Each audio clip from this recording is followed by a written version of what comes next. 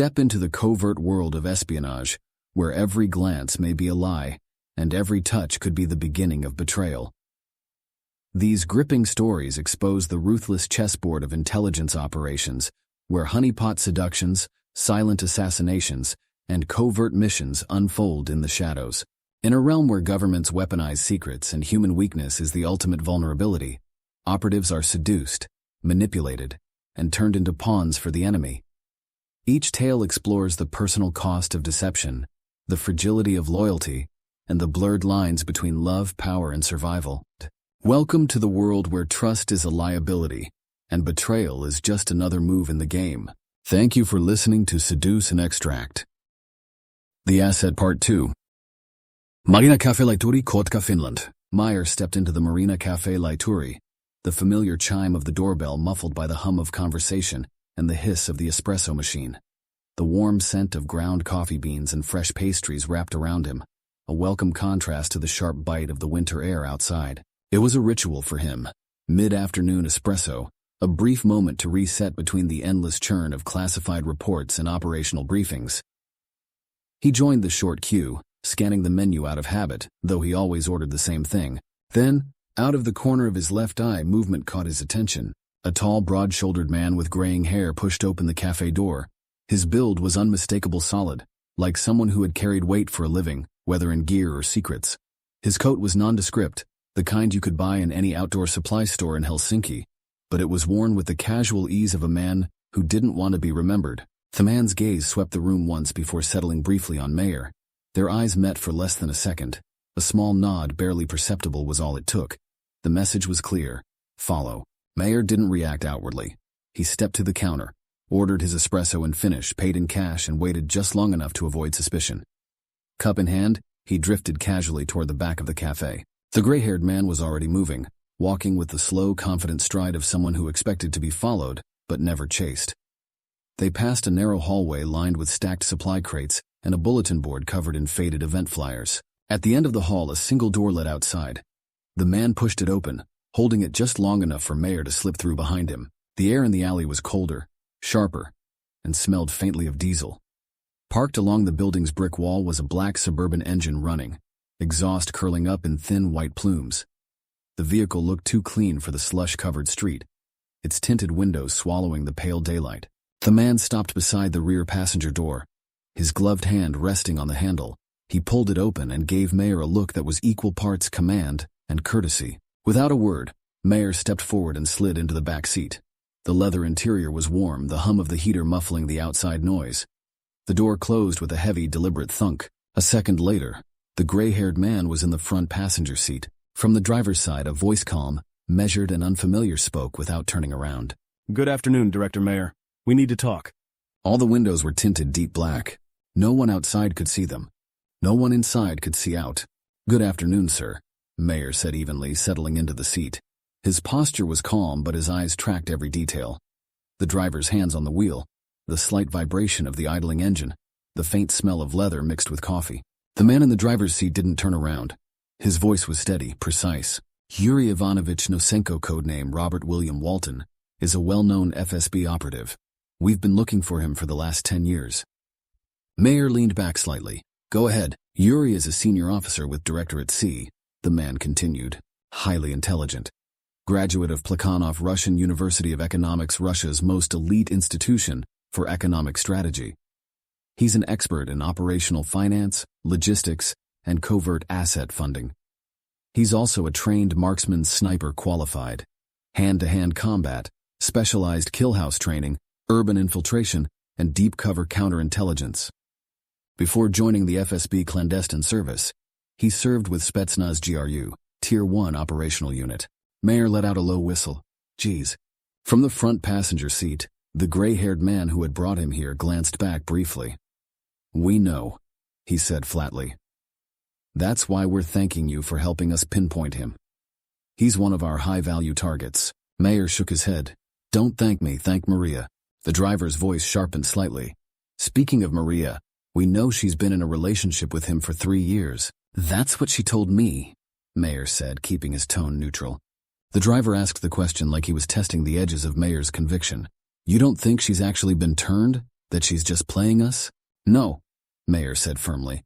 She's furious about being used, and about her mother being targeted. That's personal. She'll do whatever she needs to help.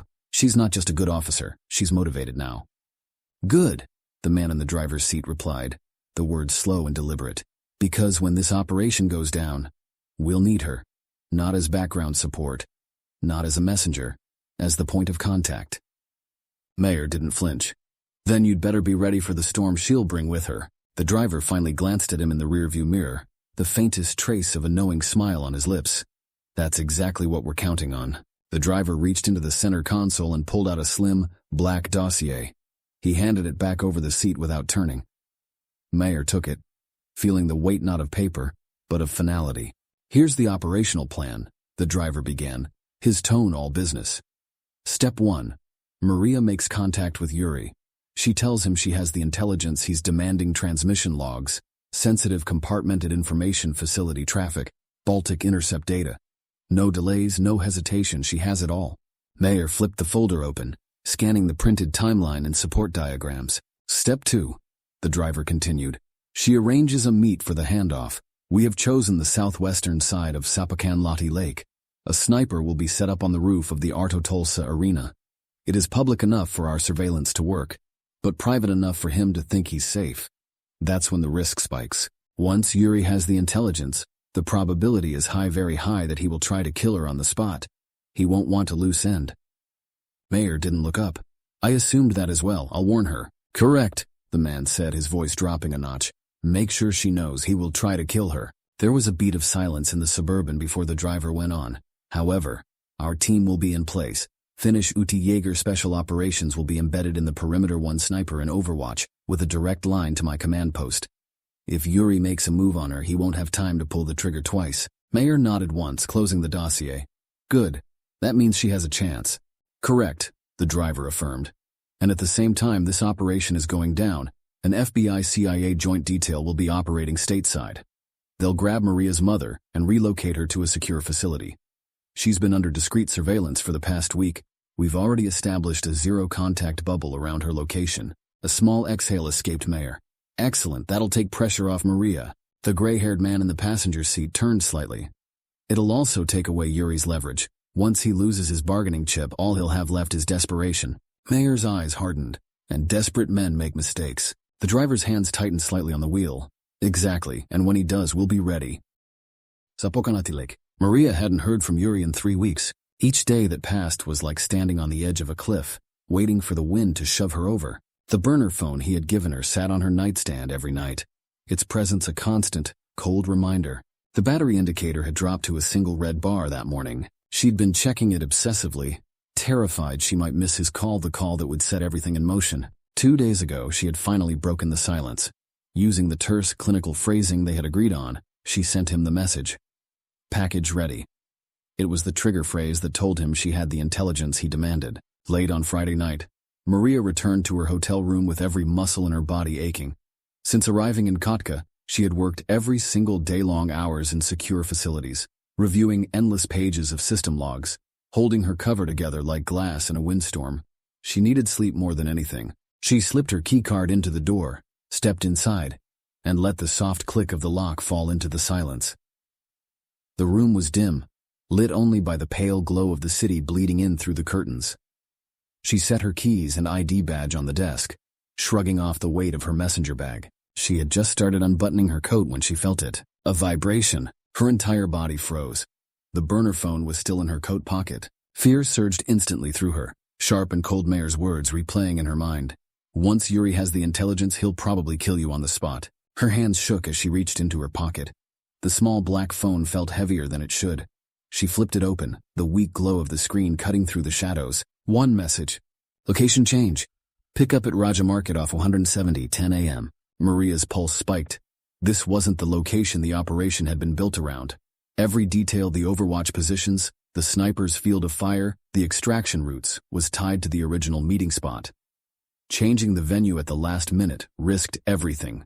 She grabbed her work cell and scrolled to the secure number Mayer had given her. She hit dial. It rang twice. Go ahead, came the calm male voice on the other end. With her voice trembling despite her effort to steady it, she said, Location changed to Raja Market off 170, 1000 hours. Standby. She could hear muffled voices in the background, rapid, clipped operational tones. She couldn't make out the words, but she recognized the urgency. A decision was being made right now, in a room she wasn't in. 2 long minutes passed. Her grip on the phone tightened. The voice returned, firm and final. Accept the change, be there at 1000, no deviations. Then the line went dead. Maria closed the burner phone slowly, her thumb lingering on the hinge. She stared at it in her palm for a moment, feeling its weight as if it were a live explosive. The clock was ticking, and tomorrow morning, she would walk into whatever trap Yuri had built for her. Highway 170. Maria sat in her car in the hotel parking lot, engine idling, heater slowly pushing warm air into the frigid morning. Frost clung stubbornly to the corners of the windshield, melting in small rivers under the wiper blades. Her GPS, mounted on the dash, glowed with a steady blue line. 47 minutes to Raja Market. She had already decided she'd leave 2 hours early. She wanted time to check the route, time to scan the approaches, time to catch anything that felt wrong before it was too late. She gripped the steering wheel, the leather cold against her palms despite the heater. Her hands were trembling, small, involuntary shakes that no amount of deep breathing seemed to settle. Fear had a taste this morning. Metallic, bitter, like she'd been sucking on copper. It was in her blood, her muscles, her bones. She reminded herself of what Meyer had told her. The special operators would be there. The Finnish Jaeger sniper would be in position. Support teams would be covering the lot, the exits, the rooftops. But she also knew the truth. There was no such thing as guaranteed. In her world, the safest plan still bled. She could picture him now, Yuri, calm, polite, maybe even smiling when he saw her. His voice warm, his eyes calculating. A man who could kill without raising his voice. And she knew, without doubt, that if he saw even a shadow of betrayal on her face, he wouldn't hesitate. Her breath fogged faintly in the cold air of the cabin. She closed her eyes for a moment, pressing her head back against the headrest, and whispered to herself, "Keep your voice steady. Keep your hands still. Make him believe." The clock on the dash ticked over to 7:58. Time to move. She sent one text. Moving. She shifted into drive, the tires crunching over frozen gravel as she pulled out of the lot, heading toward the meeting that could end with Yuri dead. Or with her not coming back at all. Inside the operations center, Maria just texted, "She's en route to the contact point," Meyer said, stepping into the heart of the operations room. His voice was calm, but every person in the space knew the weight behind those words. "Excellent," the operation lead replied without looking up from the central display. His eyes swept the room, his tone sharp and deliberate. "Do we have eyes in the sky yet?" "Yes, sir," came the immediate response from the UAV pilot. The young man sat at a bank of 3 high-resolution monitors, headset snug over his ears, hands resting lightly on the controls. His posture was steady, but the glow from the screens reflected the tension in his eyes. "Eyes are up," he confirmed, fingers tapping a command sequence. On the main feed, a live video stream flickered into clarity-frozen asphalt roads, winding through sparse Finnish countryside, the occasional car breaking the monotony of snow-dusted forest. A small icon tracked a single moving vehicle. Target asset is in visual, following from 5,000 feet. Thermal and optical feeds are stable, no other tail signatures detected at this time. The low hum of electronics and the soft clicking of keyboards filled the room. Analysts leaned forward at their workstations, marking real-time GPS updates, reviewing overhead imagery for any sign of hostile surveillance. Communications officers relayed encrypted position reports to the Finnish Jaeger team, already staged near Raja Market. Meyer moved closer to the UAV pilot station, his hands clasped behind his back. On one of the side screens, Maria's car appeared from a top-down angle, heat signature glowing against the cold tarmac. "Maintain shadow tracking," the operation lead ordered. "No overflight directly above her until she's within the outer cordon. Keep her clean." "Yes, sir," the pilot replied, making a subtle joystick adjustment. The room settled into its rhythm-controlled, precise and tense. The operation lead straightened from the console, his voice cutting through the hum of chatter and electronics. "Is the sniper in place?" From the far side of the room, an analyst monitoring the Raja Market feed swiveled in his chair and raised his voice. "Yes, sir. Overwatch is confirmed northeast rooftop across Highway 170. Perfect elevation, full concealment. Straight line of sight to the target zone." The operation lead stepped toward the central map table, leaning over the laminated satellite imagery. His finger traced the approach route from the highway to the open-air market. "Perfect," he said with a tight smile. The kind born not from relief but from knowing one piece of the plan was exactly where it needed to be. He didn't look up as he asked the next question. "What about Ute Jaeger and Special Operators Transport?" The tactical controller 2 stations over answered without hesitation, eyes fixed on his real-time tracking display. "They're staged and on standby at grid location 35VNH42095-2293. That's 1.6 clicks from the contact point. Once Yuri is confirmed on site, both teams will lift in the NH-90s and be on the ground in 2 minutes 1:40 if we push it." "Good," the operation lead said, finally glancing up at the wall of screens. UAV feed, market perimeter cameras, traffic cams from the highway, a 3D map of the surrounding district marked with color-coded assets. The sniper's firing lane appeared in a green overlay on one monitor.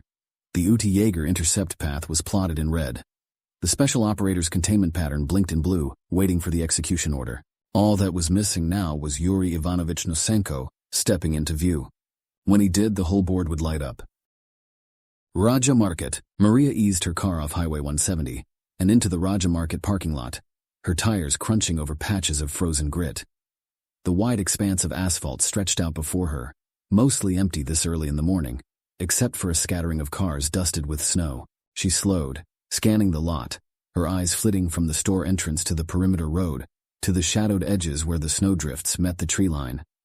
Every instinct told her she was being watched, even if she couldn't see it. There had been no contact since she left the hotel, no coded updates, no reassurance from the ops center, just the hum of the road and the sound of her own breathing. Then, from the cup holder, the burner phone vibrated. The tiny screen lit up with a new message, the sender listed as unknown. "Park in the northeastern parking spot." Next to the grass embankment, Maria's pulse jumped. She lifted her gaze, scanning across the lot until she found it an isolated row near the far northeast corner, bordered by a low grass embankment still glazed in frost. No other vehicles were parked there. Too perfect, too exposed. She swallowed hard and started forward, steering slowly toward the designated spot. As she crossed the lot, her eyes moved, constantly checking the mirrors, glancing between rows, sweeping for any sign of movement. No Yuri. No familiar shape leaning against a car. No figure emerging from between vehicles. The place felt almost too still. She nosed the car into the space, the grass embankment rising just beyond her hood, and shifted into park. Her hand lingered on the gear lever, unwilling to let go just yet. If he was here, he was close.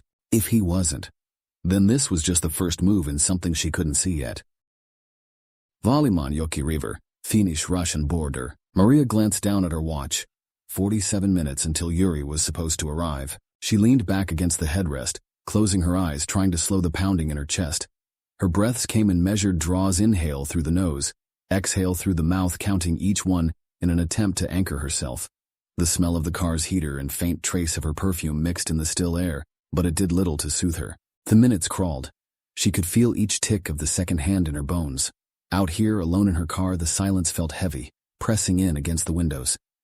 Every sound outside, a distant car door slamming, the faint hum of tires on the highway became magnified, each one a possible signal that the moment was approaching. To her mind, time was barely moving at all. Yet when she opened her eyes and checked her watch again, 20 minutes had passed without her realizing it. She rubbed her palms against her thighs, the static of her wool coat whispering in the confined space. She forced herself to scan the lot again, entrances, exits, every parked car, but saw nothing out of place. The next glance at her watch told her there were only 8 minutes left. Her stomach tightened, the edges of her focus sharpened to a point. Then, a sharp rap on the driver's side glass. She jolted violently, her breath catching in her throat, adrenaline flooding her system like a surge of electricity. Her head snapped toward the sound.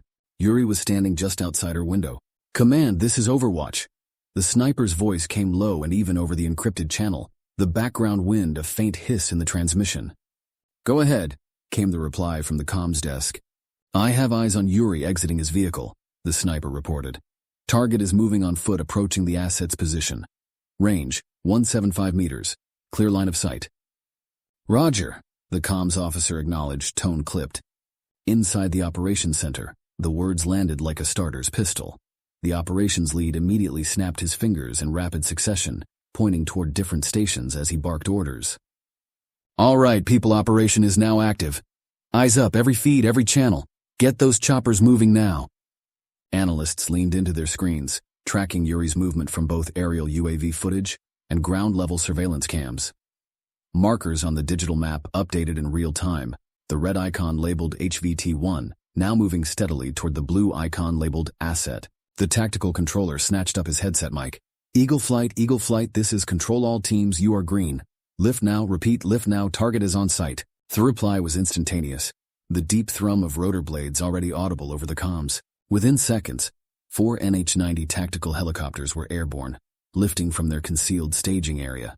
Snow and grit spiraled in their wake as they swung into formation, heading low and fast toward the Raja market. ETA to target 2 minutes, the flight lead reported. In the ops center, the tension crystallized into focused silence. Every second, every pixel of movement on the screen mattered now. Yuri was on site, Maria was in play, and there was no turning back. The handoff.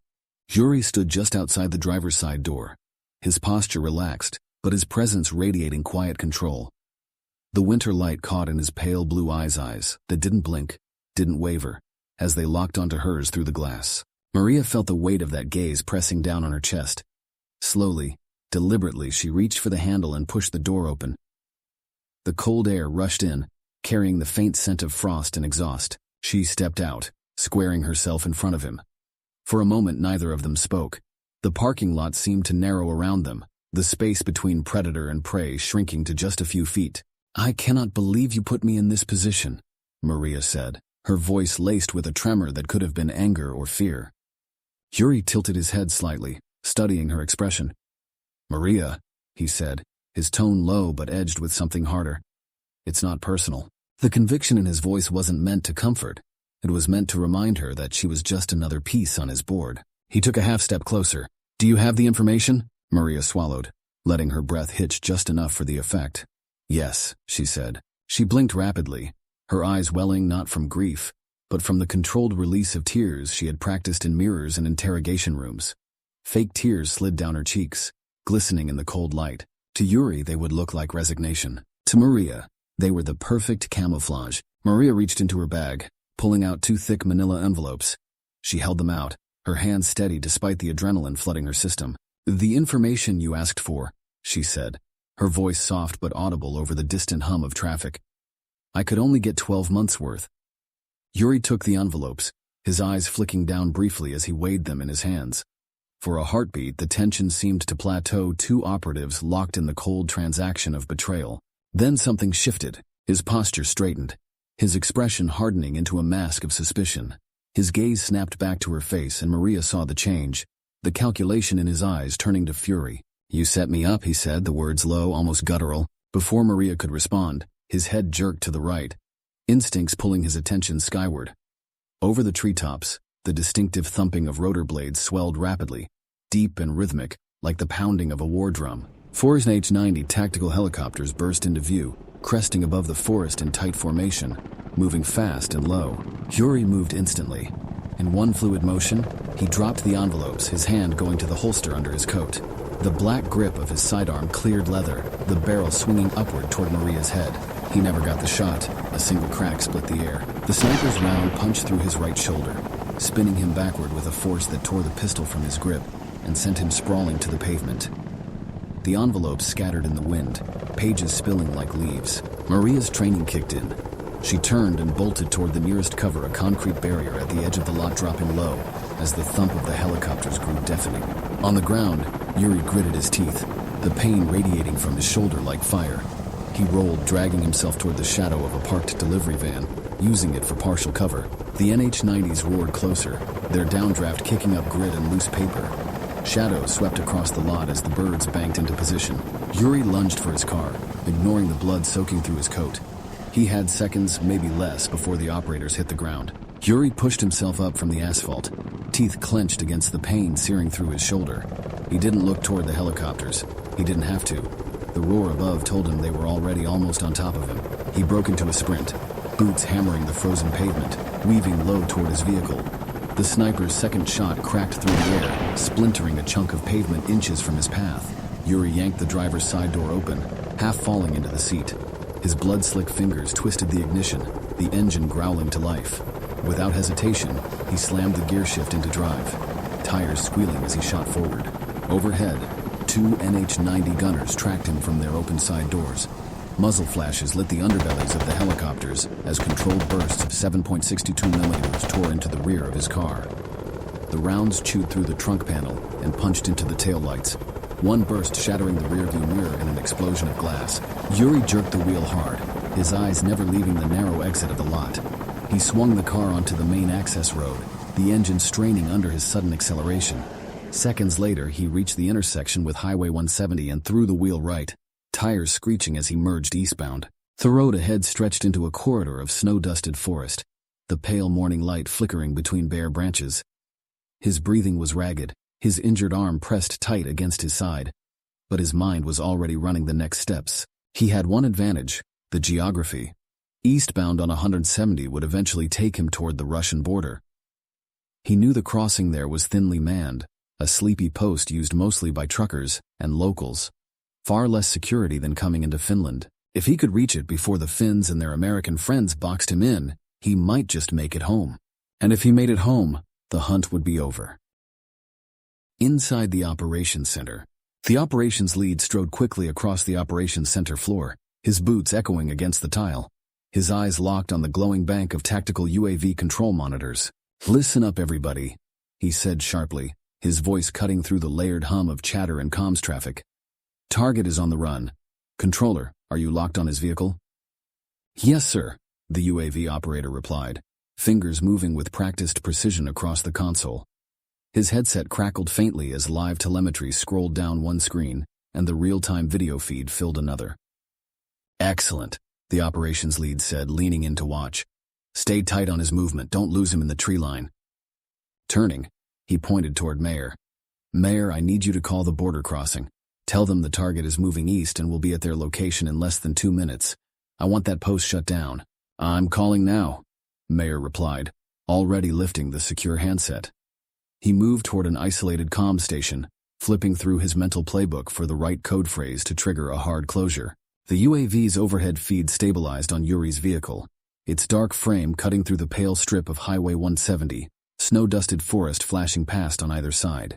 "Altitude holding at 2,500 feet, the controller reported. "We've got the whole chase in view. 4 NH-90s are maintaining visual contact and closing distance." On the main display, the helicopters were specks moving in a disciplined diamond formation, their shadow flickering across the trees as they tracked the fleeing car. The feed zoomed in just enough to catch sunlight glinting off the shattered rear glass of Yuri's vehicle. In the room, every eye was on the screens.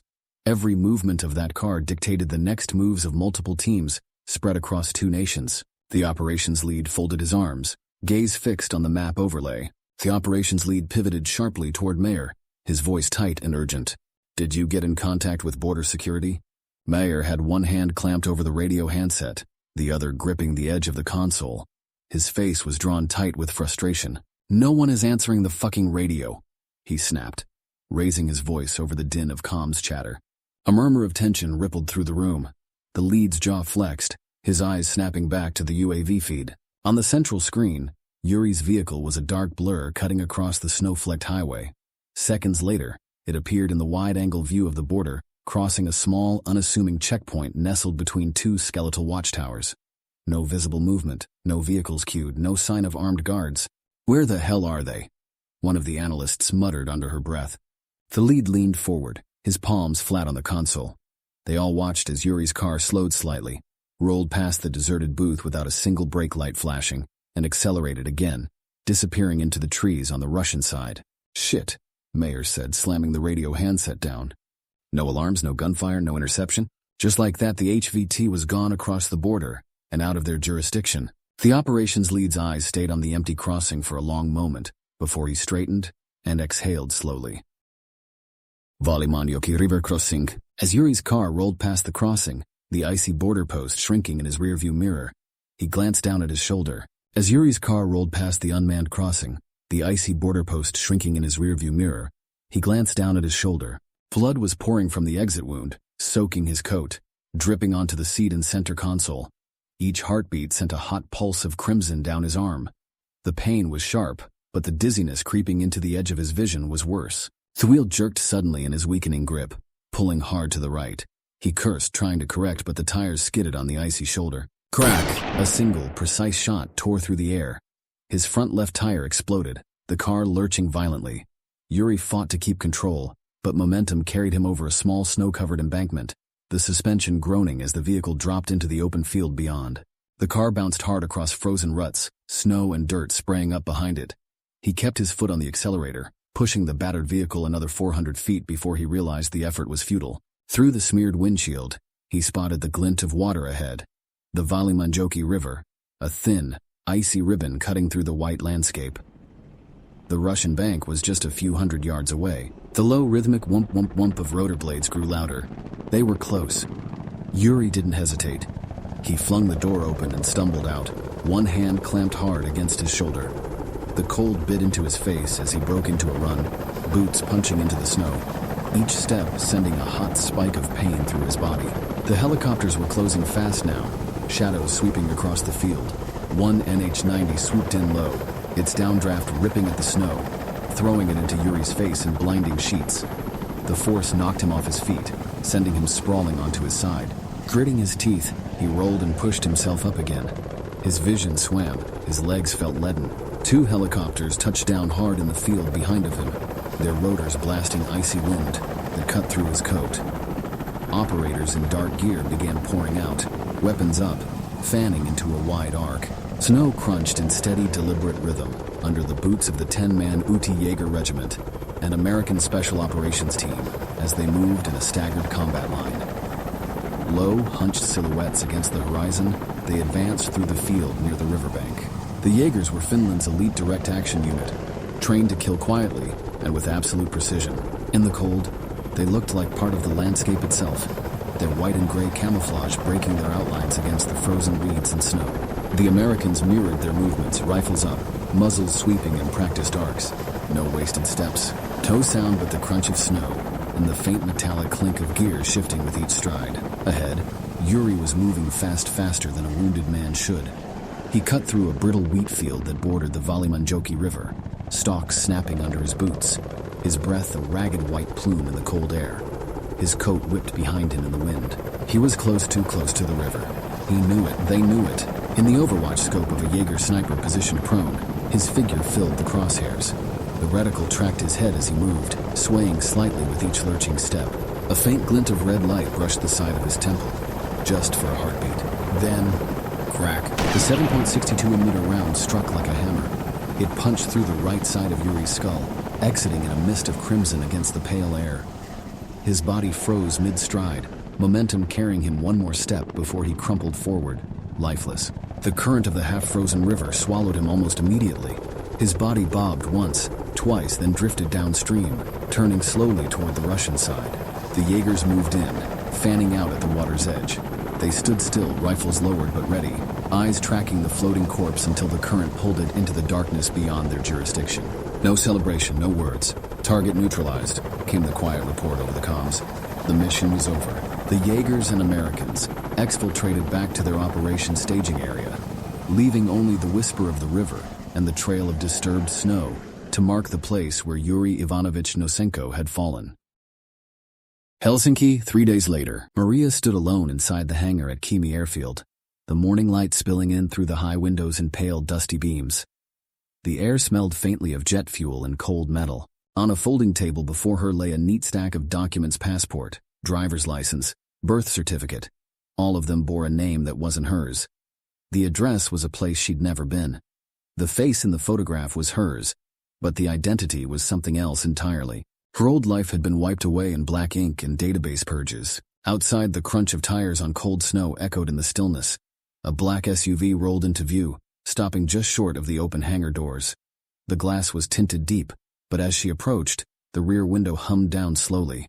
"Good morning," said Director Wainwright, his voice calm, measured, but carrying the weight of someone who had signed off on life-or-death decisions for decades. "Good morning," Maria replied, her tone polite but flat. "It's done," he said simply. She gave no reaction, no sigh of relief, no smile, no visible acknowledgement of the man they had killed or the operation that had consumed her life. "You saved a lot of lives," Wainwright continued, his eyes on hers. And you paid a price for it. We appreciate your service. She finally looked up at him, her voice even. Thank you, sir. Where's my mother? She is safe. Relocated. She doesn't know the details, only that you're alive. That landed heavier than she expected. Alive. It wasn't the same as together. Maria stood, tucking the new passport into the inside pocket of her coat. The documents felt heavier than they should, like the weight of a locked door she could never reopen. I'm not going to hide forever, she said quietly, but with steel in her voice. Wainwright allowed a small grim smile. That's good. We may need you again. She didn't answer. Turning from the SUV, she walked the length of the hangar toward a side corridor, her footsteps echoing on the concrete floor. She didn't look back. The woman who had walked into Kotka as a DIA site inspector was gone. The one who left now carried a new name, a new life, and the knowledge that somewhere in the shadows her skills would be called on again. She was no longer Maria Angela Romano, DIA Special Security Officer. She was the asset.